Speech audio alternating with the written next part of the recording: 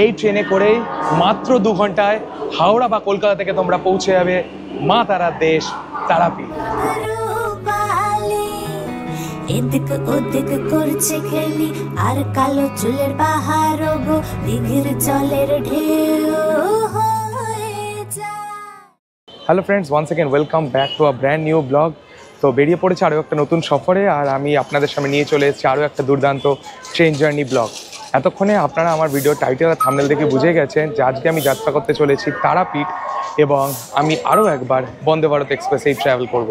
তো আমার পেছনে হাওড়া ব্রিজ আর সামনে হাওড়া স্টেশন। তো বুঝেই গেছেন যে আজকে আমি ট্রাভেল করছি বন্দে ভারতে। আর এবারে বন্দে ভারতের নাম্বারটা একটু আলাদা। আগেবার আমি হাওড়া এনজিপি বন্দে ভারতে ট্রাভেল করেছিলাম, আর এবার আমি ট্রাভেল করব 22309 হাওড়া ভাগলপুর বন্দে ভারত এক্সপ্রেসে। যদিও এখন ভাগলপুর থেকে এক্সটেন্ড করে ওটাকে জামালপুর করা হয়েছে, তো হাওড়া জামালপুর বন্দে ভারত এক্সপ্রেসই বলা চলে। হোয়ার ইজ মাই ট্রেন অনুযায়ী সকাল 7:45 এই ট্রেনটা ছাড়বে হাওড়া থেকে এবং প্ল্যাটফর্ম নাম্বার 2 থেকে। তো এখন ঘড়িতে বাজে সকাল 7:08। তো নির্ধারিত সময়ের অনেকক্ষণ আগেই চলে এসেছি। তো চলো প্ল্যাটফর্ম নাম্বার 2 এর সামনে যাওয়া যাক, এবং প্ল্যাটফর্ম নাম্বার 2 এর সামনে গিয়ে তোমাদের সাথে বাকি ইনফরমেশনগুলো শেয়ার করছি। হাত নেড়ে দাও একবার দুজনে এদিকে। বাবা, তো ফাইনালি ঢুকছি হাওড়া স্টেশনে। তো যেমনটা তোমরা জানো, হাওড়া স্টেশনের ভেতর কিন্তু প্রচুর খাবারের স্টল আছে, একের পর এক খাবারের স্টল। এছাড়াও রেস্টুরেন্টও আছে। আমরা যদিও ব্রেকফাস্ট আমরা ট্রেনে উঠে করব, তো তোমরা যদি চাও এখান থেকে ব্রেকফাস্ট করেও তোমরা ট্রেনে উঠতে পারো। তো আমরা এখন প্ল্যাটফর্ম নাম্বার 2 এর সামনে যাব।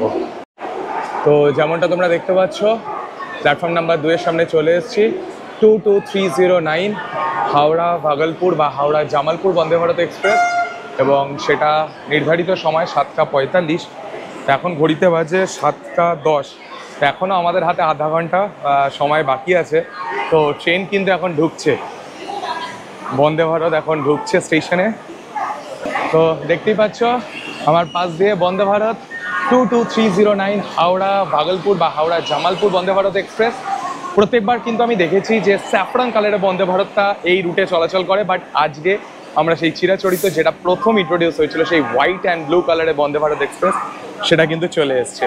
ট্রেনের যেদিকে শেষ সেই দিকে কিন্তু C1 আর C2 ছিল, তারপরে একটা এক্সিকিউটিভ চেয়ার কার E1, আর এদিক থেকে C3 থেকে C7, মানে যেদিকে ট্রেনের অভিমুখ C3, C4, C5, C6, C7। তো আজকে আমাদের সিট হচ্ছে C3-তে। তো এখন এক্সিকিউটিভ চেয়ার কারটার সামনে আছে। এক্সিকিউটিভ চেয়ার কারে তোমাদেরকে একটু দেখিয়ে দিই সিটিং অ্যারেঞ্জমেন্টগুলো কেমন। তো চলে এসেছি বন্দে ভারতের এক্সিকিউটিভ চেয়ার কারে। অটোমেটিক ডোর ওপেন হয়ে যায়, আর তোমরা যেরকম জানো এক্সিকিউটিভ চেয়ার কারে কিন্তু 2x2 ফ্যাশনে কিন্তু সিটগুলো থাকে, এবং এই সিটগুলো কিন্তু প্রত্যেকটাই মুভেবল। এইখানে একটা লিভার আছে, সেই লিভারে যদি আমি প্রেস করি, এখানে লিভারে প্রেস করার পর সিটটা কিন্তু এইভাবে ঘুরে গেল।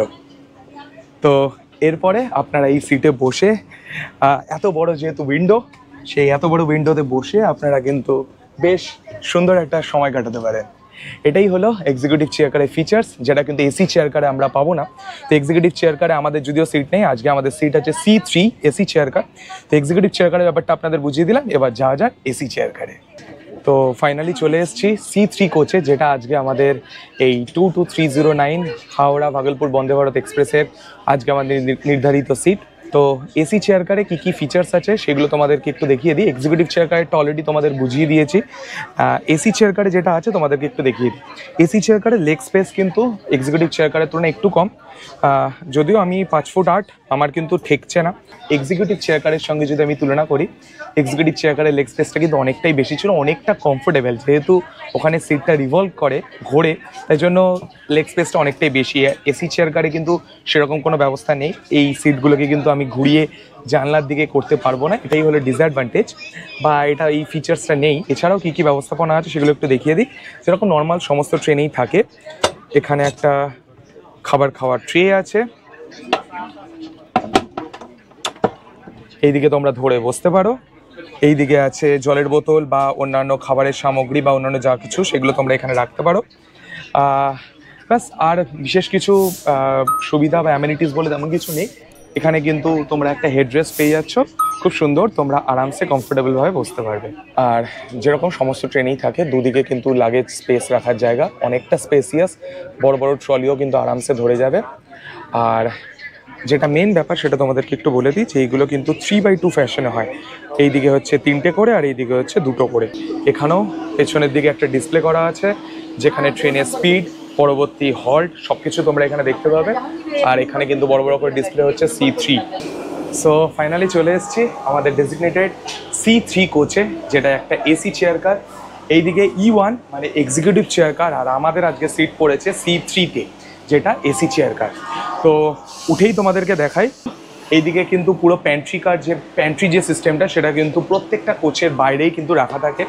তো এখানে দেখতে পাচ্ছি হট কেস, যেখানে খাবার গরম রাখা যায়। এইদিকে হচ্ছে ডিপ ফ্রিজার, যেখানে আইসক্রিম বলো, দই বলো, যেগুলোকে এখানে ডিপ ফ্রিজ করে রাখা যায়। তো হাওড়া স্টেশন থেকে কিন্তু যখন আমাদের ট্রেন ছাড়ে 22309, তখন কিন্তু হাওড়া স্টেশন থেকে ব্রেকফাস্টটা ওঠে। আর দুপুরে যদি লাঞ্চ যদি তোমরা করতে চাও, সেই খাবারটা ওঠে রামপুরহাট থেকে। তো এখানে এখন দাদারা কিন্তু সমস্ত ব্রেকফাস্টগুলো দেখো, এখানে কিন্তু সমস্ত ব্রেকফাস্টগুলো এক এক করে কিন্তু এখানে সব পরিবেশন করছে, মানে এক এক করে সব গোছাচ্ছে। সবার প্রথমে কিন্তু এখানে দেওয়া হয় চা, যার মধ্যে একটু দেখিয়ে দিই তোমাদেরকে। এই কোম্পানিটার বিক্রম টি তন্ত্রা ইনস্ট্যান্ট টি প্রিমিক্স, এটা দেওয়া হচ্ছে। আর তার সাথে দেওয়া হয় একটা করে বিস্কিট, এই ওটস ডাইজেস্টিভ বিস্কিট। তো দাদারা দেখছো অলরেডি ব্রেকফাস্টের সরঞ্জামগুলো কিন্তু সব এক এক করে গোছাচ্ছে। এইদিকে ওনারা চা কফির জিনিসগুলোকে গোছাচ্ছে, আর এইদিকে হচ্ছে ব্রেকফাস্টের জিনিসগুলো। তো আমি ওনাদেরকে রিকোয়েস্ট করলাম, আমার হাতে কিন্তু ব্রেকফাস্টে কী কী মেনু আছে সেগুলো আমাকে ধরিয়ে দিয়েছে। তো এইখানে দেখতেই পাচ্ছ, এটা হচ্ছে 2টো ব্রেড থাকে, যদি কেউ ভেজ খায় সেখানে থাকবে একটা ভেজ চপ এবং তার সাথে থাকবে আলু ভাজা। যদি কেউ নন ভেজ খায় সেখানে থাকবে অমলেট এবং তার সাথে আলু ভাজা বা ফ্রেঞ্চ ফ্রাইজ বলতে পারো। এইদিকে আছে কেক, যদি তোমরা ভেজিটেরিয়ান হও তাহলে ভেজ কেক পাবে, আর যদি তোমরা নন ভেজিটেরিয়ান হও তাহলে যেরকম উইথ এগ যে কেকগুলো হয় সেগুলো পাবে। এছাড়াও এখানে দেখতে পাচ্ছি একটা জ্যাম দেওয়া আছে, জ্যাম, একটা বাটার থাকবে, বাটার, টমেটো কেচাপ, এবং তার সাথে আছে একটা ব্ল্যাক পেপার, গোলমরিচ, এবং এই সমস্ত কিছু খাওয়ার জন্য একটা স্পুনও দেওয়া হয়েছে। তো এই হলো টোটাল ব্রেকফাস্টের মেনু, যেটা তোমরা বন্দে ভারতে এসি চেয়ার কারে পাবে। এবার তোমাদেরকে 22309-এর এসি চেয়ার কার এবং এক্সিকিউটিভ চেয়ার কারের একটু ফেয়ারটা বলে দিই। তো এসি চেয়ার কারে নর্মাল ফেয়ার হলো 742 টাকা করে, 742 উইদাউট জিএসটি, মানে এরপরে তোমরা যদি পেমেন্ট করো, সেটা ডেবিট কার্ড, ক্রেডিট কার্ডে হতে পারে কিংবা ওয়ালেট দিয়ে হতে পারে, তার উপর কিন্তু এক্সট্রা তোমাদের অ্যামাউন্ট অ্যাড হবে। বাট নর্মাল হচ্ছে 742, যার মধ্যে 145 রুপিস তোমাদেরকে ক্যাটারিং চার্জ হিসেবে অ্যালোকেট করা হয়। তো তোমরা যদি কেউ ক্যাটারিং না নাও, মানে প্যান্ট্রি সার্ভিস না নাও, যদি তোমরা কোনো ফুড চুজ না করো, তাহলে তোমাদের 745 থেকে, তাহলে তোমাদের 742 থেকে 145 রুপিস বাদ হয়ে 597 মতো তোমাদেরকে অ্যামাউন্ট পে করতে হবে, এবং তার ওপর কিন্তু জিএসটি লাগু হবে। আর এদিকে তোমরা যদি এক্সিকিউটিভ চেয়ার কার নাও, তার ফেয়ার কিন্তু প্রায় ডবল, 1375 টাকা। তার মধ্যে 175 প্যান্ট্রি চার্জ। তো তোমরা যদি প্যান্ট্রি চার্জ বা ফুড অপশান অপ্ট না করো, তাহলে 175 রুপিস 1375 থেকে বাদ যাবে, এবং সেক্ষেত্রে তোমাদের পে করতে হবে 1200 টাকা। এরপরে তার উপর জিএসটি লাগবে, এবং তার উপর জিএসটি লাগু হবে, এবং তোমরা debit card, credit card, wallet যা দিয়ে পে করবে তার জন্য এক্সট্রা তোমাদেরকে পেমেন্ট গেটওয়ে চার্জ সেটা দিতে হবে। তো এই গেল 22309 হাওড়া ভাগলপুর বা হাওড়া জামালপুর বন্দে ভারত এক্সপ্রেসের ফেয়ারের ডিটেলস। তো দাদারা এখন দেখতেই পাচ্ছ ব্রেকফাস্ট সমস্ত ট্রেতে সার্ভ করছে এক এক করে। তো ঘড়িতে এখন টাইম 7:43, আর আমি ওয়েট করছি ট্রেন ছাড়ার মুহূর্তটা। 7:45 নির্ধারিত ডিপার্চার টাইম, এবং মাত্র 2 ঘন্টার মধ্যে এই ট্রেনটা আমাদেরকে নিয়ে যাবে তারাপীঠে। তো দেখতেই পাচ্ছ বিপ বিপ সাউন্ড হয়ে গেল, আর ট্রেন যথারীতি বন্ধ হয়ে গেল। দরজা বন্ধ হচ্ছে। ঘড়িতে টাইম এক্স্যাক্ট 7:45, মানে একদম কাটায় 7:45-এ আমাদের ট্রেন যাত্রা শুরু করলো ভাগলপুরের উদ্দেশ্যে। আর আমাদের আজকে গন্তব্যস্থল মা তারার দেশ তারাপীঠ। তো হাওড়া স্টেশন থেকে ট্রেন ছেড়ে দিয়েছে, আর ট্রেন ছাড়তেই আমাদের হাতে দিয়ে দিয়েছে একটা করে 500 ml জলের বোতল। সমস্ত যাত্রীদের স্বাগত জানাচ্ছে। অ্যানাউন্সমেন্টটা শুনে নিই একটু। भारतीय रेल हावड़ा जंक्शन स्टेशन से आने वाले सभी यात्रियों का स्वागत करती है। Indian railways wishes you a happy and comfortable journey.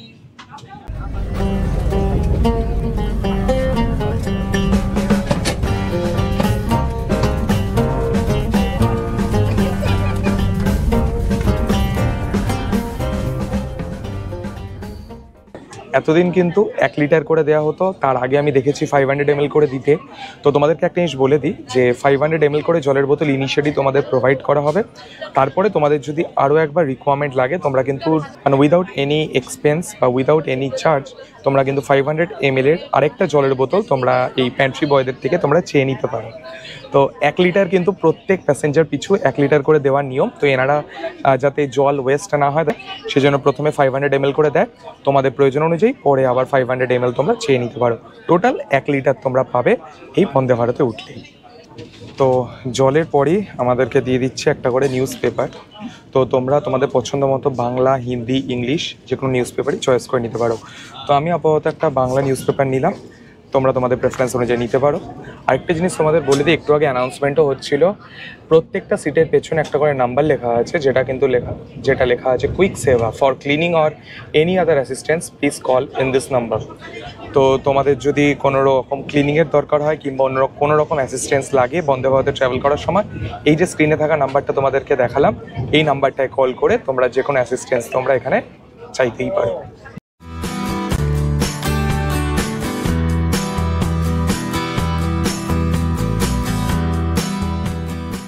তো এর আগেরবার যখন আমি বন্দে ভারতে ট্রাভেল করেছিলাম তখন আমি উইথ ফুড নিয়েছিলাম, উইথ ব্রেকফাস্ট। তো তোমাদেরকে ব্রেকফাস্টের মেনুটা অলরেডি দেখিয়েছি, বাট এইবার যেহেতু আমাদের মাত্র 2 ঘন্টা লাগবে, সকাল 7:45 আমরা হাওড়া থেকে অনবোর্ড করছি এবং সকাল 10টার মধ্যে আমরা পৌঁছে যাব রামপুরহাটে মানে তারাপীঠে। তো সেজন্য আমরা এবার কোনো ব্রেকফাস্ট নিইনি, আমরা ঘর থেকেই ব্রেকফাস্ট নিয়ে এসেছি। আর ব্রেকফাস্টে কী আছে সেটা তো তোমাদেরকে দেখিয়েই দিয়েছি। এর আগেও যখন আমি অনেকবার বন্দে ভারতে ট্রাভেল করেছি তখনও আমি ব্রেকফাস্ট ট্রাভেল করেছি, বাট এইবার 2 ঘন্টা বাদে যেহেতু আমরা পৌঁছে যাচ্ছি, তো আমাদের প্ল্যান আছে যে আমরা রামপুরহাটে পৌঁছে সেখানে গিয়ে আমরা ব্রেকফাস্ট করব। সেই জন্য ট্রেনে আমরা অনবোর্ড যে প্যান্ট্রি সার্ভিস বা ক্যাটারিং সার্ভিস সেটা আমরা নিইনি। তো সেই জন্য আমাদের যে ফেয়ারটা 742 থেকে 145 রুপিস ডিডাক্ট হয়ে 597 রুপিস লেগেছে এবং তার সাথে জিএসটি অ্যাড হয়েছে এবং এক্সট্রা পেমেন্ট গেটওয়ে চার্জ। এটাই হলো আমাদের টোটাল ফেয়ার এবং টোটাল ব্যাপারটা। তো ট্রেনের স্পিড এখন দেখতে পাচ্ছ 129 কিলোমিটার, 131 হয়ে গেছে। বন্দে ভারতে পারমিসেবল লিমিট হচ্ছে 130 কিলোমিটার এবং সেটা কিন্তু অলরেডি বন্দে ভারত যাত্রাপথের 15 থেকে 20 মিনিটের মধ্যে সেই স্পিড অ্যাচিভ করে নিয়েছে। তো 130 কিলোমিটার পার আওয়ার বেগে আমরা মাত্র 2 ঘন্টায় পৌঁছে যাব রামপুরহাটে। তো আমাদের এই 205 কিলোমিটার টোটাল যাত্রাপথ মানে হাওড়া থেকে রামপুরহাট, তার মাঝে একটাই হল্ট আসবে, সেটা হলো বোলপুর শান্তিনিকেতন। 9:13-তে সেই বোলপুর শান্তিনিকেতনের হলটা আসবে, সেখানে 2 মিনিটের একটা হল্ট আছে এবং তারপরে সকাল 10টায় আমাদের পৌঁছানোর কথা রামপুরহাটে। কখন পৌঁছাই সেটাই এখন দেখার বিষয়। তো আমরা ঘর থেকে চা নিয়ে এসেছি,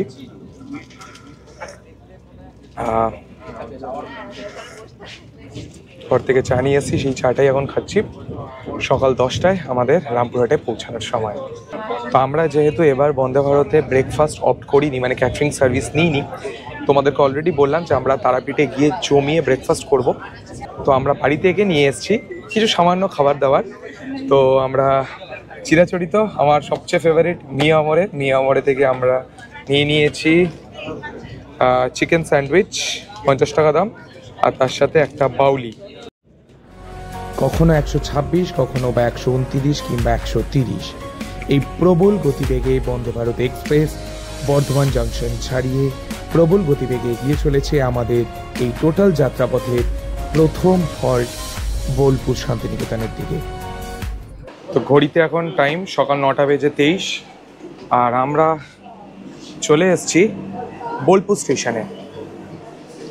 তো আমাদের এই 22309 হাওড়া ভাগলপুর বন্দে ভারত এক্সপ্রেসের প্রথম যে হল্ট ছিল বোলপুর শান্তিনিকেতন, সেখানে ট্রেন ঢুকলো সকাল 9:23 বোলপুর শান্তিনিকেতনে আমাদের ট্রেন 2 মিনিট হল্টের পর আবার ছেড়ে দিল এবং এরপর আবার প্রবল গতিতে এগিয়ে চলে আমাদের গন্তব্যস্থল রামপুরহাটের দিকে।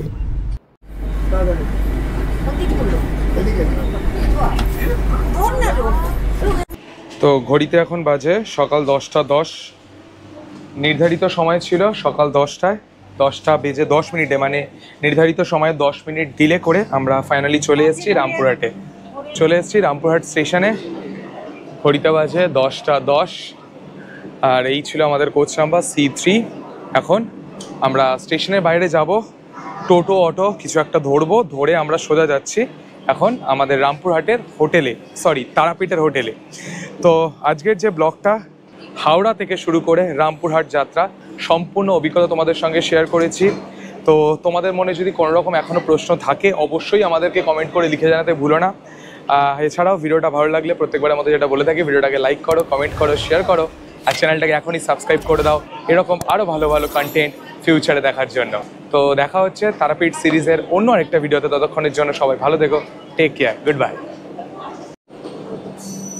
তো 22309 বন্দে ভারত প্ল্যাটফর্ম নাম্বার 2-এ দাঁড়িয়েছে, আর আমাদেরকে যেতে হবে প্ল্যাটফর্ম নাম্বার 1-এর দিকে। তো এইদিকে সিঁড়ি আছে, স্টেয়ার্স কেস, এই দিক দিয়ে উঠে আমাদেরকে 1 নম্বরের দিকে যেতে হবে। বন্দে ভারত রামপুরহাট ছেড়ে এখন এগিয়ে চলেছে।